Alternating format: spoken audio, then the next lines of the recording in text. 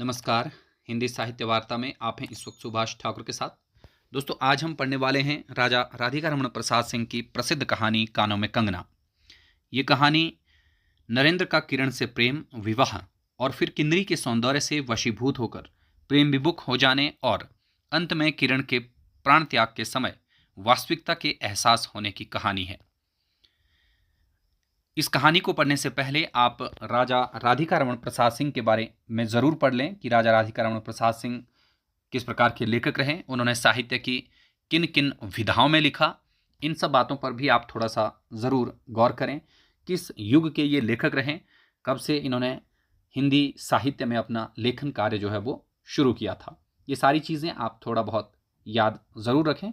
राजा राधिका रमण प्रसाद सिंह, आपको ध्यान ये देना है कि ये 1890 के आसपास जन्मे और उसके पश्चात अगर आप देखें तो वही युग इनका भी रहा जो कहीं ना कहीं आपने देखा होगा प्रेमचंद का युग है कहानी के संदर्भ में। तो बिल्कुल आप इसको प्रेमचंद पूर्व युगीन रचनाकार मानते हुए और प्रेमचंद युगीन साहित्यकारों की श्रेणी में जो है इसे आप रख सकते हैं। तो ये बातें पहले पहल आप थोड़ा सा इसके बारे में ज़रूर देखें कि इनको अंग्रेज सरकार के द्वारा जो है राजा की उपाधि भी 1920 में प्रदान की गई थी। और इसके साथ साथ आपको ये भी ध्यान रख लेना है कि राजा से ही आप याद रखेंगे कि ये राजघराने से संबंधित रहे हैं। इनके पिता जो है राजा राजेश्वरी प्यारे के नाम से भी जाने जाते हैं, तो ये भी आप याद रखें। हो सकता है ऐसी चीज़ें आपको कभी कभार पूछें, लेकिन इतना ज़्यादा डिटेल वैसे आपको नहीं रहता, ये आप सभी लोग जानते ही हैं। ठीक है, तो इसलिए जो इनके काम की चीज़ है वो है इनकी ये प्रसिद्ध कहानी जो कानों में कंगना है। इसको हम आज पढ़ने वाले हैं। इसमें कौन कौन सी महत्वपूर्ण बातें हैं उनको हम देखने वाले हैं। तो चलिए अब शुरू करते हैं इस कहानी के संदर्भ में कुछ महत्वपूर्ण पहलुओं को। तो सबसे पहले यहाँ पर जो मुख्य तथ्य हैं इस कहानी के बारे में हैं, इनको आप एक बार ज़रूर जानें। अंग्रेज सरकार द्वारा यहाँ पर देखिए लेखक को 1920 में राजा की उपाधि प्रदान की गई थी, जो कि मैंने आपको पहले ही बता दिया था। ठीक है, तो इससे आपको कोई ज़्यादा दिक्कत वाली बात नहीं होनी चाहिए। कानों में कंगना कहानी वर्ष 1913 में इंदु पत्रिका में प्रकाशित हुई थी। ये बात भी आप ध्यान रख लेना कि ये कहानी जो कहाँ पर प्रकाशित हुई थी, इंदु पत्रिका। इंदु पत्रिका के जो संपादक थे उसके बारे में भी आपको प्रश्न पूछा जा सकता है। बहुत ही प्रसिद्ध ये पत्रिका रही है, इसको भी आप देखें। तो यहाँ पर एक चीज़ आपको और ध्यान देनी है कि जो राजा राधिका रमण प्रसाद सिंह रहे, इन्होंने कहानियाँ भी लिखी, इन्होंने उपन्यास साहित्य भी लिखा। कहानी संग्रहों में इनका जो प्रसिद्ध एक कहानी संग्रह आता है कुसुमांजलि, उसी कहानी संग्रह में संकलित है इनकी कानों में कंगना कहानी। लेकिन इसके अलावा इनके अन्य कहानी संग्रह है अपना पराया, धर्मधुरी, गांधी टोपी इत्यादि। ठीक है, उपन्यास के क्षेत्र में भी इन्होंने लिखा, जिसमें चाहे संस्कार हो, चुंबन और चांटा हो। ठीक है, ऐसे कुछ इनके उपन्यास भी रहे हैं, उनको भी आप देखें। पूर्व और पश्चिम शीर्षक से एक और उपन्यास रहा है, ठीक है, उसको भी आपने देखना है। साथ ही साथ पुरुष नारी राम रहीम, ठीक है, सूरदास, ऐसे कुछ इनके उपन्यास रहे, उनको भी पढ़ें। और इसके साथ साथ हमारे काम का जो टॉपिक है वो आपका यही कुसुमांजलि कहानी संग्रह ही रहेगा। इसी को ही आपने ध्यान देना है कि कुसुमांजलि में क्या है, ये संकलित है ये वाली कहानी। ठीक है, नाटक और संस्मरण भी इन्होंने लिखे थे। ये भी आप थोड़ा बहुत याद रखना चाहें तो रख सकते हैं, लेकिन उतना ज़्यादा ज़रूरी नहीं है। आगे अब हम इस कहानी के तथ्य की ओर बढ़ते हैं। यहाँ पर देखिए क्या लिखा गया है कि कथावाचन शैली, यानी कि किस्सा गोई शैली भी आप इसको कह सकते हैं। और इसमें आप देखेंगे कि ये आत्मकथात्मक शैली या आत्मकथानक कहानी भी मानी जाती है, जिसमें लेखक स्वयं अपनी कथा के बारे में जो है वो बता रहा है। और यहाँ पर प्रेम एवं वासना के द्वंद्व को इस कहानी में स्पष्ट किया गया है। छोटी सी कहानी है, ज़्यादा लंबी नहीं है, जिसमें लेखक जो कि नरेंद्र के रूप में स्वयं यहाँ पर हमें कहानी बता रहे हैं, अपनी ही आप बीती जो बता रहे हैं, इसलिए ये हम आत्मकथानक कहानी इसको मान रहे हैं।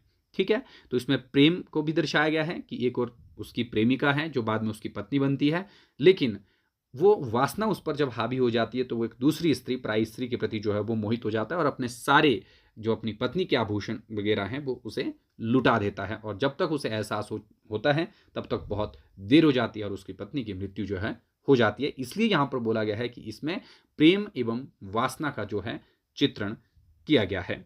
ठीक है, तो इस बात को ध्यान रखें। और बिल्कुल अलंकारिक और क्लिष्ट भाषा का प्रयोग इसमें लेखक के द्वारा किया गया है, ये बात भी ध्यान देने वाली बात है। और ये एक आदर्शपरक कहानी है जिसका यथार्थ से कोई ज़्यादा उतना ज़्यादा मेल नहीं मिलता। हालांकि इसमें जो इसका उद्देश्य है वो काफ़ी गहरा है, ये बात भी आप बिल्कुल ध्यान रखें।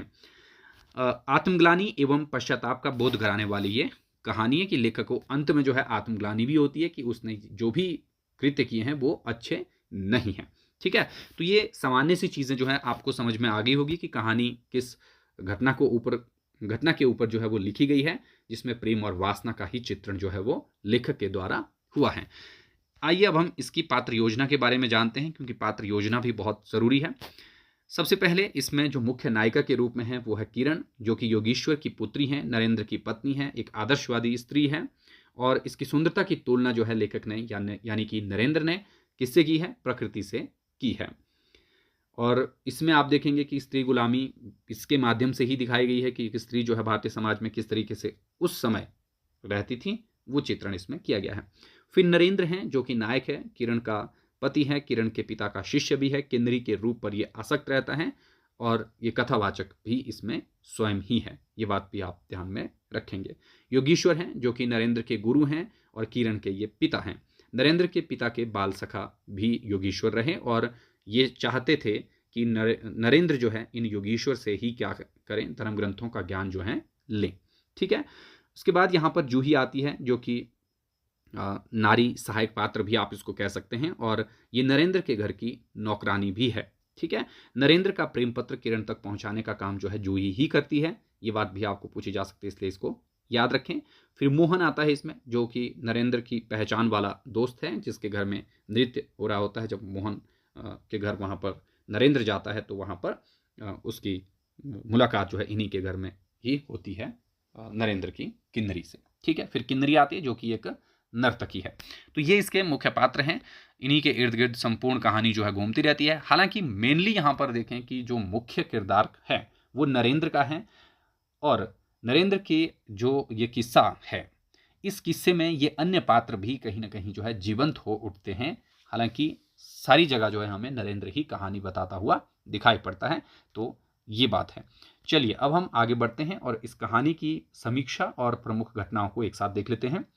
शुरुआत में आपने ध्यान रख लेना है कि इस कहानी की जो प्रारंभ है वो भी वार्तालाप शैली में ही हुआ है, जैसा कि आकाशदीप कहानी में हुआ था, जो कि हमने पहले पढ़ा था। ठीक है, फिर यहाँ पर ध्यान एक और चीज़ आपको रखनी है कि इस कहानी में दो स्थानों का जिक्र लेखक के द्वारा हुआ है, एक है ऋषिकेश का, दूसरा है मुरादाबाद का। इनको आप बिल्कुल ध्यान में रखें, कई बार ऐसे प्रश्न पूछ लेते हैं कि कहानी में किन जगहों का उल्लेख जो है वो हुआ है।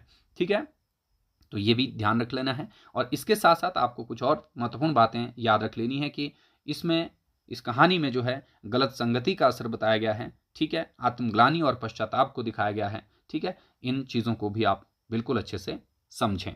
चलिए अब हम देखते हैं और बातें क्या क्या हैं इसमें। तो प्रारंभ वार्तालाप शैली में हो गया।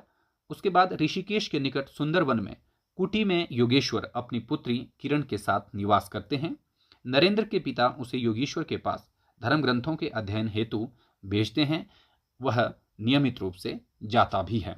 भोली भाली किरण के प्रति नरेंद्र आकर्षित हो जाता है और दोनों का प्रेम प्रसंग आगे बढ़ता है।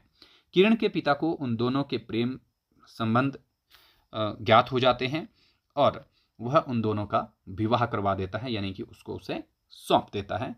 ठीक है, विवाहोपरांत नरेंद्र व किरण मुरादाबाद में 2 साल हंसी खुशी गुजारते हैं, ये बात भी आपको ध्यान रख लेनी है। एक दिन नरेंद्र मोहन के यहाँ नृत्य देखने जाता है, जहाँ उसकी मुलाकात किन्नरी नामक नर्तकी से होती है। नरेंद्र किन्नरी के रूप पर मोहित हो जाता है और उसके चंगुल में फंस जाता है। नरेंद्र अपनी पत्नी के समस्त गहने बहाने बनाकर ले जाता है और किन्नरी को लुटा देता है। एक दिन किरण के समक्ष यह राज खुल जाता है और वह आहत होकर पछाड़ खाकर भूमि पर गिर जाती है। नरेंद्र के यह पूछने पर कि क्या उसके पास कोई आभूषण बचा है, किरण कानों में कंगना की ओर इशारा कर मृत्यु को प्राप्त हो जाती है। किरण के इस दुनिया से जाने के बाद उसके पति नरेंद्र को होश आता है और उसे बहुत आत्मग्लानि हुई, लेकिन उसके पास पछतावे के सिवा और कुछ भी नहीं बचता है, और इस तरीके से इस कहानी का अंत हो जाता है। तो ये एक छोटा सा यहाँ पर इस कहानी का प्रसंग है। प्रसंग मतलब कि एक समीक्षा है या सारांश है, जिससे आपको पूरी की पूरी कहानी जो है समझ आ गई होगी कि इस कहानी में मेन जो है कौन सी चीज़ है। यहाँ पर आप देखते हैं कि जब तक उसे आत्मग्लानि होती, ठीक है, नरेंद्र क्या है, तब तक जो है किरण के समस्त गहने जो है किन्नरी पर न्यौछावर कर चुका था और किरण के पास केवल और केवल 2 कंगन ही बचे थे, जो नरेंद्र ने ही अपने गुरु यानी कि योगेश्वर को कह दिए थे, भेंट किए थे। और जो उसने पहले ही दिन यानी कि किरण ने जो है अपने पहले ही दिन अपने कानों में पहने हुए थे, और यहीं से ही इस कहानी की शुरुआत भी हुई थी। अरे किरण, तुम्हारे कानों में क्या है? तो कानों में कंगन, हालांकि अपने आप में कंगन कोई कानों में नहीं पहनता, वो हाथों में पहनता है। तो फिर वहां पर जो नरेंद्र है उसने उसके कंगन को हाथ में पहनाया था, और इस तरीके से आप देखते हैं कि वो पुरानी स्मृति में चला गया है। आत्मग्लानि उसे हो रही है, अब उसके पास पश्चाताप के सिवाय और कुछ भी नहीं बचा था। ये बात यहां पर लास्ट में देखने को मिलती है। ठीक है, अब हम देखते हैं कि लेखकों के मत क्या रहे हैं इस कहानी के संदर्भ में। तो आचार्य रामचंद्र शुक्ल कहते हैं कि सूर्यपुरा के राजा राधिका रमण प्रसाद सिंह जी हिंदी के एक अत्यंत भावुक और भाषा की शक्तियों पर अद्भुत अधिकार रखने वाले पुराने लेखक हैं। उनकी एक अत्यंत भावुकतापूर्ण कहानी कानों में कंगना संवत 1970 यानी कि सन 1913 में इंदू में निकली थी। रामचंद्र शुक्ल का ये कथन है कि ये कह रहे हैं कि सूर्यपुरा के राजा, तो मैंने पहले भी कहा कि ये राजघराने से संबंधित थे, और राजा की उपाधि इन्हें अंग्रेजों ने 1 जनवरी 1920 के आसपास जो है वो प्रदान की थी। ठीक है, तो अत्यंत भावुक और भाषा की शक्तियों पर अद्भुत अधिकार रखने वाले लेखक। यहाँ पर एक चीज़ ध्यान रख लेना कि ये इनकी एक विशेषता भी रही है कि भावात्मक शैली और ये इनकी भाषा ऐसी ही रही है। ठीक है, उन भाषा जो है क्लिष्टात्मक। ठीक है, उनकी अत्यंत भावुकतापूर्ण कहानी। तो यहाँ पर एक बात और आपको ध्यान रख लेनी कि भावुक करने वाली ये कहानी है कानों में कंगना, और शुक्ल ने ही इसका समय जो है विक्रमी संवत 1970 माना है, जो कि ईस्वी सन में अगर हम देखें तो 1913 हो जाएगा। ठीक है, इसलिए इसको आप ध्यान में रखें, कोई भी इसमें शक शोभा वाली बात नहीं है। कानों में कंगना तत्कालीन सामंती परिवेश में पत्नी और वैश्या के प्रति प्रेम की टकराहट पर आधारित एक भावुकतापूर्ण कहानी है। गोपाल राय भी इसको भावुकतापूर्ण कहानी बताते हैं, लेकिन ये कह रहे हैं कि ये सामंती परिवेश में जो पत्नी और वैश्या है उसके प्रेम की टकराहट को चित्रित करने वाली कहानी है। ये वाला कथन भी अपने आप में महत्वपूर्ण साबित हो सकता है, इसलिए इसको भी आपने याद रखना है। प्रकृति और नारी सौंदर्य का भावोच्छ्वासित वर्णन कहानी को और भी यथार्थ से दूर ले जाता है। तो प्रकृति से इसका यहाँ पर इसने क्या किया गया है, प्रकृति और नारी सौंदर्य को भावों के जरिए जो वर्णित करने की कोशिश की गई है, जो कि सौंदर्य ये कह रहा है कि यथार्थ से दूर है। भाई यथार्थ में ऐसा नहीं होता। कानों में कंगन पहनने का तथ्य अपने विरोधाभास के कारण कौतूहल तो पैदा करता है, और वही कहानी के अंत में करुणा का भाव भी हमें व्यंजित करता है। तो ये गोपाल राय कहते हैं। ये 2 कथन इस कहानी के संदर्भ में बहुत फेमस हैं, इन कथनों को भी आप जरूर याद रखें। एक चीज आपने नोटिस की होगी, हमने अभी तक लगभग 14-15 कहानियां पढ़ ली हैं।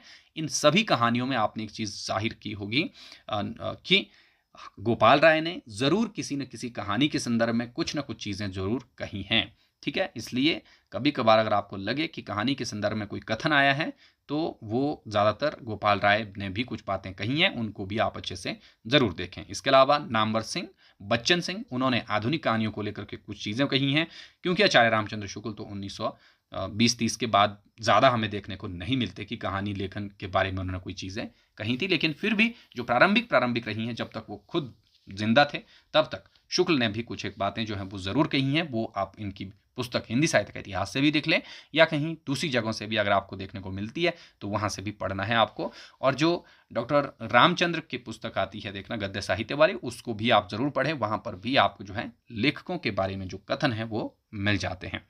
आइए अब हम यहाँ पर इस कहानी के मूल पाठ का अध्ययन करते हैं। राजा राधिका रमण प्रसाद सिंह, एक तरफ इनका जन्म काल विक्रमी संवत में दिया हुआ है, देखिए, दूसरी तरफ रचना काल दिया हुआ है इस रचना का, तो इसको आप याद रखें। 1947 विक्रमी संवत जो है जन्म काल रहा इनका, यानी कि 1890 के आसपास जन्मे ये। इसके अलावा रचना काल यहाँ पर इसमें 1913 ईस्वी ही दिया हुआ है। कानों में कंगना शुरुआत है। ये एक और चीज आप ध्यान में रखें कि 4 भागों में है ये। यहाँ पर देखिए पहला भाग इसमें रखा हुआ है, तो पहले भाग को हम शुरू करने वाले हैं। कानों में कंगना।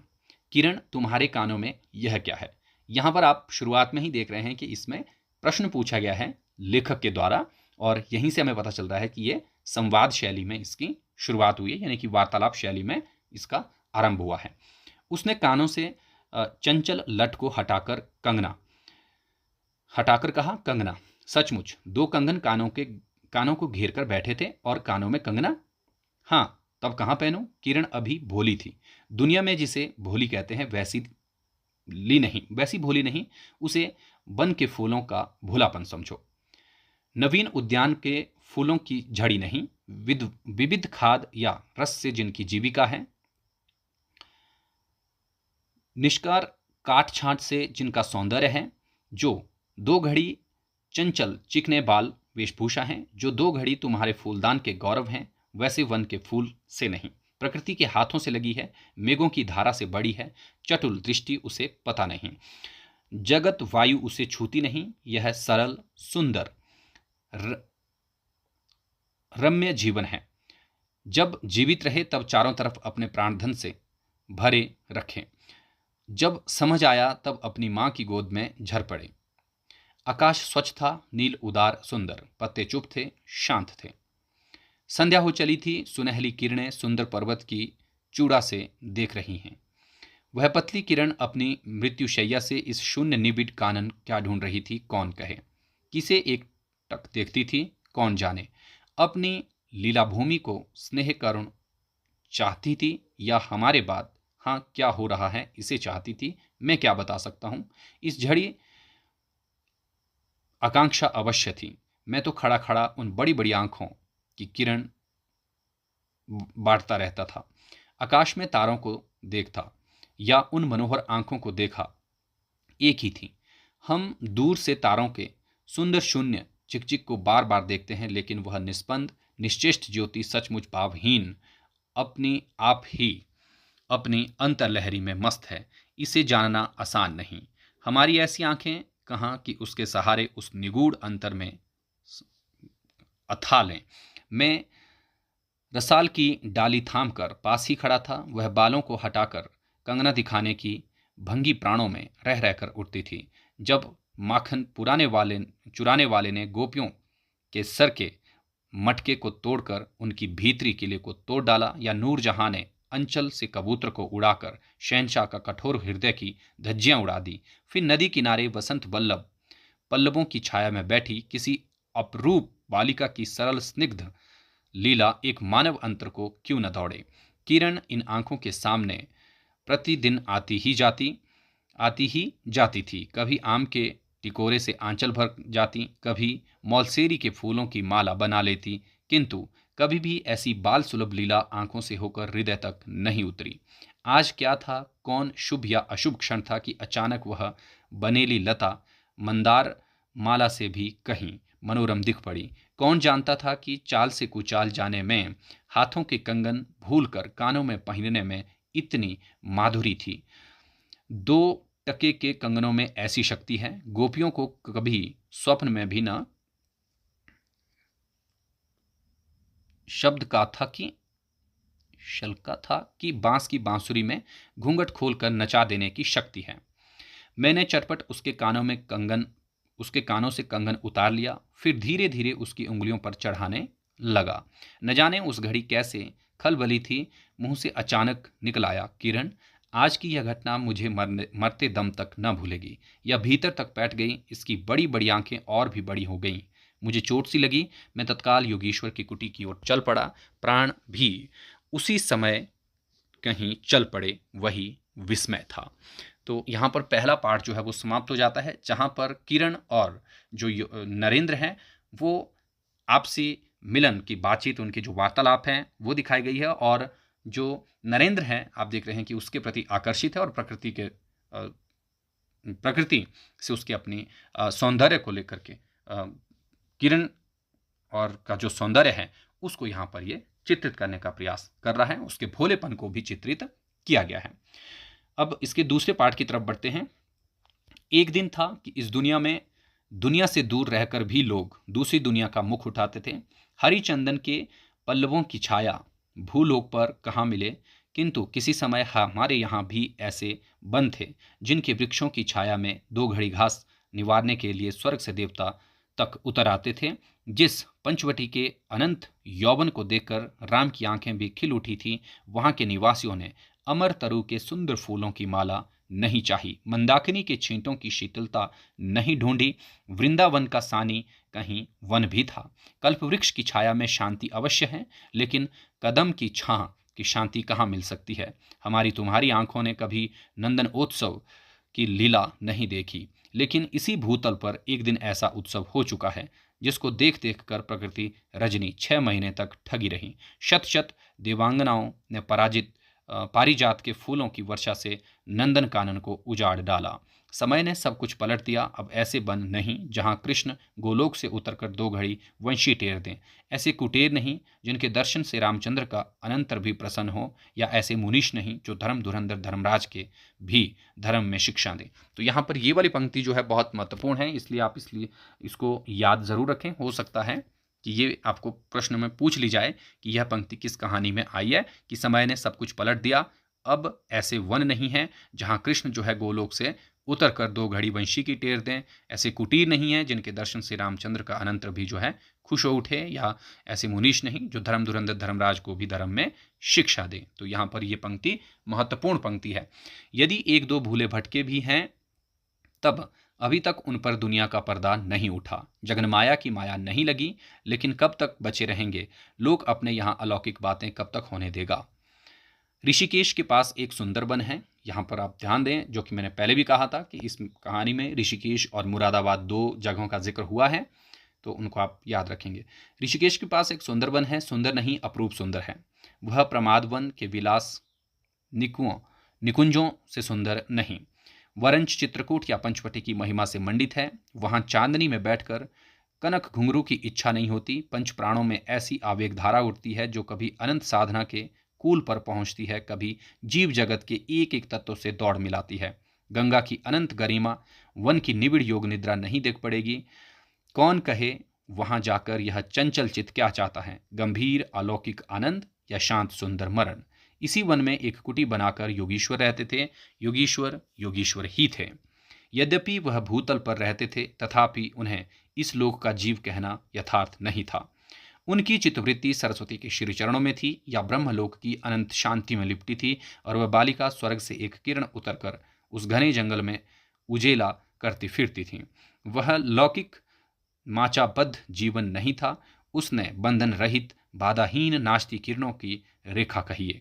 मानो मत चंचल मलय वायु फूल फूल पर डाली डाली पर डोलती फिरती हो, या कोई मूर्तिमती अमर संगीत वे रोक टोक हवा पर या जल के तरंग भंग पर नाच रही हो।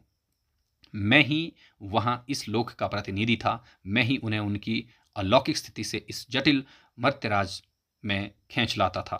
कोई साल भर से मैं योगेश्वर के यहाँ आता जाता था। पिता की रुचि थी कि उनके यहाँ जाकर अपने धर्म के ग्रंथ सब पर डालो। योगेश्वर और बाबा लड़कपन के साथी थे, इसलिए उनकी मुझ पर इतनी दया थी। किरण उनकी लड़की थी। उस कुटीर में एक वही दीपक था जिस दिन की घटना में लिखा आया हूँ। उसी दिन सवेरे मेरे अध्ययन की पूर्णाहुति थी, और मैं बाबा के कहने पर 1 जोड़ा पीताम्बर, 5 स्वर्ण मुद्रा तथा किरण के लिए 2 कनक आचार्य के निकट ले गया था। योगीश्वर ने सब लौटा दिया, केवल कंगन को किरण उठा ले गई। वे नहीं मालूम क्या समझकर चुप रह गए। समय का अद्भुत चक्र है। जिस दिन मैंने धर्म ग्रंथ से मुंह मोड़ा, उसी दिन कामदेव के यहाँ जाकर उनकी किताब का पहला पन्ना उल्टा। दूसरे दिन मैं योगीश्वर के से मिलने गया। वह किरण को पास बिठाकर न जाने क्या क्या पढ़ा रहे थे। उनकी आंखें गंभीर थीं। मुझको देखते ही वह उठ खड़े हुए और मेरे कंधे पर हाथ रखकर गदगद स्वर से बोले, नरेंद्र, अब मैं चला, किरण तुम्हारे हवाले हैं। यह कहकर उन्होंने उसकी सुकोमल उंगलियों को मेरे हाथ में रख लिया। लोचनों के कोनों पर 2 बूंदें निकलकर झांक पड़ी। मैं सहम उठा। क्या उन पर सब बातें विदित थीं? क्या उनकी तीव्र दृष्टि मेरी अंतरलहरी तक डूब चुकी थी? वे ठहरे नहीं, चल दिए। मैं कांपता रह गया। किरण देखती रह गई। वन वायु की अवाक हो गई। हम दोनों चल पड़े। किरण मेरे कंधे पर हाथ रखे थी। हठात अंतर से कोई कड़क कर कह उठा, हाय नरेंद्र, ये क्या? तुम इस वन फूल को किस उद्यान में ले चले? इस बंधन विहीन स्वर्गीय जीवन को किस लोक चाल से बांधने ले चले? और इस तरीके से इसका दूसरा पार्ट यहाँ पर समाप्त होता है, जहाँ पर लेखक ने हमें योगीश्वर और उसकी कुटिया, उसकी बेटी और अपने प्रेम प्रसंग से अवगत करवाया कि उसने धर्म ग्रंथों का ज्ञान लेना था। उसके पिता जो ये चाहते थे कि वो धर्म ग्रंथों के ज्ञान जो है वो लें, क्योंकि वो दोनों ही बाल सखा रहे हैं। ठीक है, तो ये सारी चीज़ें यहाँ पर दूसरे पार्ट में हो रही हैं, इस बात को भी आप ध्यान में रखिएगा। और दूसरे पार्ट में ही लेखक जो है उसके साथ जो है लेखक के हाथ योगीश्वर जो अपनी बेटी को सौंप देता है। आइए आगे बढ़ते हैं, देखते हैं तीसरा पार्ट इसका। कंकड़ी जल में जाकर कोई स्थायी विवर नहीं फोड़ सकती। क्षण भर जल का समतल भले ही उलट पुलट हो, लेकिन इधर उधर से जल तरंग दौड़कर किसी छिद्र का चिन्ह मात्र भी नहीं रहने देते। जगत की भी यही चाल है। यदि स्वर्ग से देवेंद्र भी भाकर इस लोक चल से खड़े हों, फिर संसार देखते ही देखते उन्हें अपना बना लेगा। इस काली कोठरी में आकर इसकी कालिमा से बचा रहे, ऐसी शक्ति अब आकाश कुसुम ही समझो। 2 दिन में राम हाय जानकी कहकर बन बन भटकते फिरे, 2 क्षण में वही विश्वामित्र को स्वर्ग से घसीट लाया। किरण की यही अवस्था हुई। यहाँ कहाँ प्रकृति की निर्मुक्त गोद, कहाँ जगत का जटिल बंधन पाश, कहाँ से कहाँ आ पड़ी वह अलौकिक भोलापन, वह निसर्ग उच्चवास हाथों हाथ लुट गए, उस वन की मायावी मनोहारिता में परिणत हुई। अब आंखें उठाकर आकाश से नीरव बातचीत करने का अवसर कहाँ से मिले। मलय वायु से मिलकर मलयाचल के फूलों की पूछताछ क्यों कर हो। जब किरण नए सांचे में ढलकर उतरी, उसे पहचानना भी कठिन था। अब वह लाल पीली हरी साड़ी पहनकर सर पर सिंदूर लेखा सजती और हाथों में कंगन, कानों में बाली, गले में कंठी तथा कमर में करधनी दिन दिन उसके चित्त को नचाए मारती थी। जब कभी वह सज धज कर चांदनी में कोठे पर जाती और वसंत वायु उसके आंचल से मोतियों की लपट लाकर मेरे बरामदे में भर देती, उस समय किसी मतवाली माधुरी या तीव्र मदिरा के नशे से मेरा मस्तिष्क घूम जाता और मैं चटपट अपना प्रेम चित्कार फूलदार रंगीन चिट्ठी में भरकर जूही के हाथ ऊपर भिजवाता, या बाजार से दौड़कर कटनी गहने या विलायती चूड़ी खरीद लाता। लेकिन जो हो, अब भी कभी उसके प्रफुल्ल बदन पर उस आलोक की छटा पूर्व जन्म की सुख स्मृतिवत चली आती थी और आंखें उसे जीवंत सुंदर जिकमिक का नाच दिखाती थीं। जब अंतर प्रसन्न था, तब बाहरी चेष्टा पर प्रतिबिंब क्यों न पड़े। यों ही 1-2 साल मुरादाबाद में कट गए। एक दिन मोहन के यहाँ नाच देखने गया। वहीं किन्नरी से आंख मिली क्या, लीन हो गई। नवीन यौवन, कोकिल कंठ, चतुर चंचल चेष्टा तथा मायावी चकमक, अब चित्त को चलाने के लिए और क्या चाहिए। किन्नरी सचमुच किन्नरी ही थी, नाचने वाली नहीं, नचाने वाली थी। पहली बार देखकर उसे इस लोक की सुंदरी समझना दुस्तर था। एक लपट सी लगती, कोई नशा सा चढ़ जाता। यारों ने मुझे और भी चढ़ा दिया। आंखें मिलती मिलती मिल गईं, हृदय को भी साथ साथ घसीट ले गई। फिर क्या था, इतने दिनों की धर्म शिक्षा, शतवत्सर की पूज्या लक्ष्मी, बाप दादाओं की कुल प्रतिष्ठा, पत्नी से पवित्र प्रेम, एक एक करके ये सब उस प्रदीप्त वासना कुंड में भस्म होने लगे। अग्नि और भी बढ़ती गई। किन्नरी की चिकनी दृष्टि, चिकनी बातें घी बरसाती रहीं। घर बार सब जल उठा। मैं भी निरंतर जलने लगा, लेकिन ज्यों ज्यों जलता गया, जलने की इच्छा जलाती रही। 5 महीने कट गए, नशा उतरा नहीं। बनारसी साड़ी, पारसी जैकेट, मोती का हार, कटकी काम, सब कुछ लाकर उस मायाकरी के अलग रंजित चरणों पर रखा। और किरण हेमंत की मालती बनी थी, जिसके घर एक फूल नहीं, एक पल्लव नहीं। घर की बधू क्या करती, जो अनंत सूत्र से बंधा था, वही हाथों हाथ पराये के हाथ बिक गया। किंतु ये तो दोनों दिन चकमकी खिलौने थे, इन्हें शरीर बदलते क्या देर लगे। दिन भर बहाना की माला गूंथ गूंथ कर किरण के गले में और रात्रि को मोती की माला उस नाचने वाली या नचाने वाली के गले में सशंक निर्लज डाल देता। यही मेरा कर्तव्य धर्म नियम हो उठा। एक दिन सारी बातें खुल गई। किरण पछाड़ खाकर जमीन पर जा पड़ी। उसकी आंखों में आंसू न थे, मेरी आंखों में दया न थी। तो यहाँ पर इस तरीके से तीसरा पार्ट आप देखते हैं कि इस कहानी का समाप्त हो जाता है, जहाँ पर जो नरेंद्र हैं वो बताता है कि उनका विवाह भी हो जाता है। विवाह उपरांत काफ़ी साल तो नहीं, 1-2 वर्ष जो है वो अच्छे से रहते हैं। वो भी उसके प्रति आकर्षित है, किरण के प्रति नरेंद्र। लेकिन किन्नरी से जब वो मिलता है मोहन के यहाँ पर, तो वो बिल्कुल उसी के वश में हो जाता है और एक एक करके वो सभी चीज़ों को क्या कर देता है, उसे लुटा देता है। और एक दिन उसके सामने ये राज खुल भी जाता है, किरण के सामने। और ये कह रहा है कि सारी बातें खुल गई। किरण जो है पछाड़ खाकर गिर जाती है और उसकी आंखों में आंसू नहीं होते हैं। ऐसी स्थिति तब होती है जब चीज़ें सहन करने से परे हो जाएं, यानी कि हमारे हाथ में कुछ भी ना बचे। फिर जब सब कुछ जो पराकाष्ठा हो गई, ठीक है, वैसी स्थिति में ये पहुंच गई। और ये कह रहा है कि मेरी आंखों में दया भी नहीं थी, क्योंकि मैं वासना में इतना लीन हो गया था कि मुझे पता ही नहीं था कि मैंने अपना सर्वस्व जो है वो कहीं ना कहीं त्याग दिया है या बेच डाला है अपने आप को पूरी तरह से, कि अपनी पत्नी की सारी चीजें, सारे आभूषण, सारे गहने जेवरात जो है वो उसको समर्पित कर दिए, जो कि एक पराई स्त्री रही। ठीक है, चलिए अब आगे देखते हैं इसका चौथा पार्ट।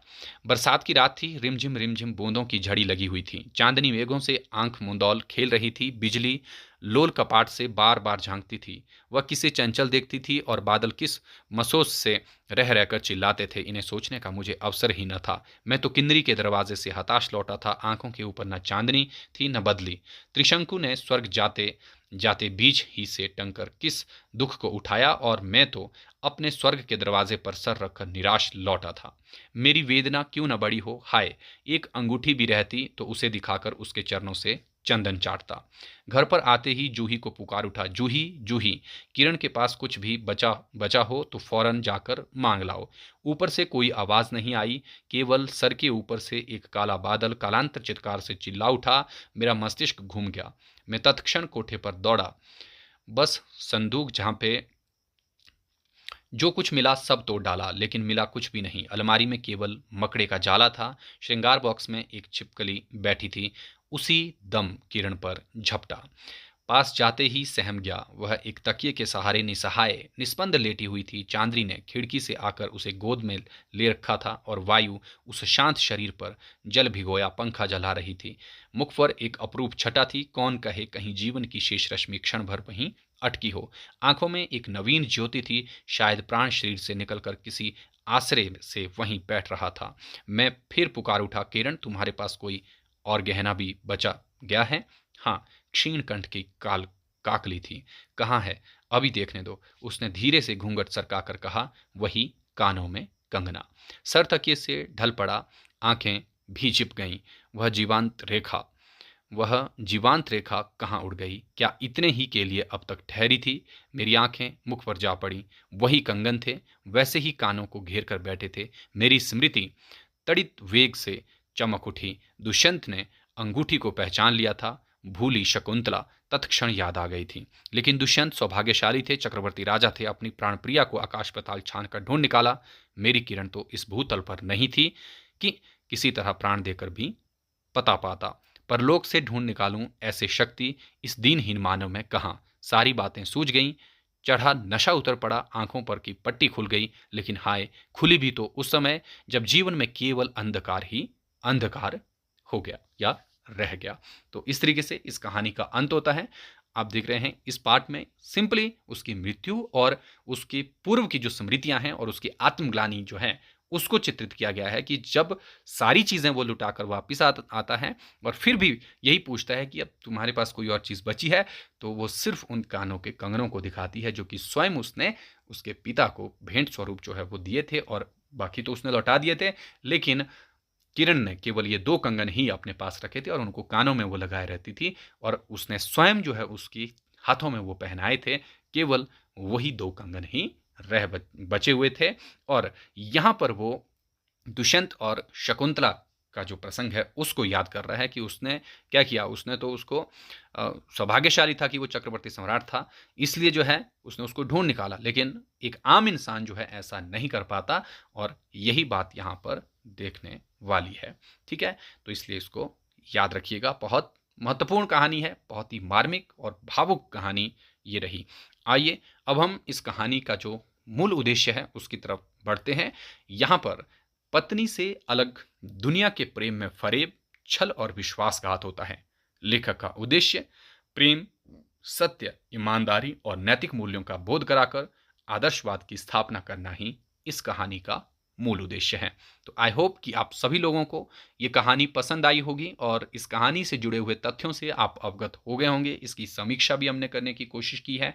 इसमें आई हुई प्रमुख घटनाओं को भी हमने देखा, और कहानी के संदर्भ में जो मुख्य तथ्य थे, पात्र योजना रही, उनको भी हमने जाना, और लेखक इस कहानी के बारे में क्या कहते हैं वो चीज़ें भी हमने पढ़ी। तो जो भी चीज़ें आपके लिए उपयोगी हैं उन चीज़ों को ज़रूर आत्मसात कीजिए, और आपकी भविष्य की उज्जवल कामना करते हुए आज के सेशन में हम इतना ही करने वाले हैं। हम मिलेंगे नेक्स्ट सेशन में एक नई कहानी के साथ। तब तक के लिए मुझे दीजिए इजाज़त। जय हिंद, जय भारत।